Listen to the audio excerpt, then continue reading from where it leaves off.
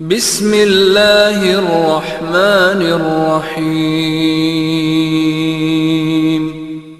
سامعین کرام السلام علیکم۔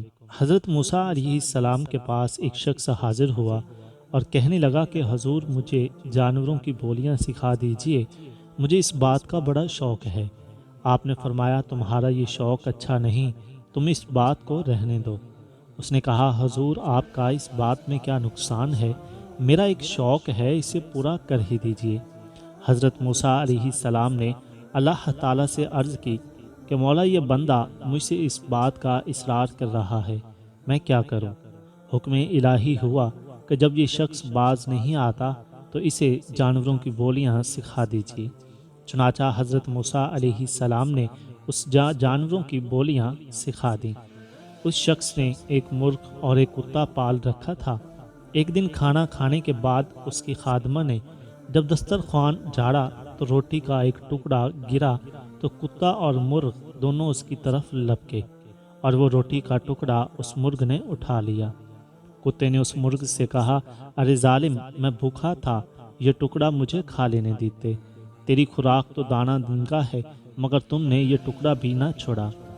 مرغ بولا گھبراؤ نہیں، کل ہمارے مالک کا یہ بیل مر جائے گا تو کل جتنا چاہو گے اس کا گوشت کھا لینا۔ اس شخص نے اس کی یہ گفتگو سن لی تو بیل کو فوراً بیچ ڈالا۔ وہ بیل دوسرے دن اس آدمی کے پاس جا کر مر گیا۔ کتے نے مرغ سے کہا بڑے جھوٹے ہو تم، خواہ مخواہ مجھے آج کی امید میں رکھا، بتاؤ کہاں ہے وہ بیل جس کا گوشت میں کھا سکوں؟ مرغ نے کہا میں جھوٹا نہیں ہوں، ہمارے مالک نے نقصان سے بچنے کے لیے بیل بیچ ڈالا ہے اور اپنی بلا دوسرے کے سر ڈال دی ہے، مگر لو سنو، کل ہمارے مالک کا گھوڑا مرے گا، کل گھوڑے کا گوشت جی بھر کے کھا لینا۔ اس شخص نے یہ بات سنی تو گھوڑا بھی بیچ ڈالا۔ دوسرے دن کتے نے شکایت کی تو مرغ بولا بھائی کیا بتاؤں، ہمارا مالک بڑا بے وقوف ہے جو اپنی آئی غیروں کے سر ڈال رہا ہے، اس نے گھوڑا بھی بیچ ڈالا ہے اور گھوڑا خریدار کے گھر جا کر مر گیا۔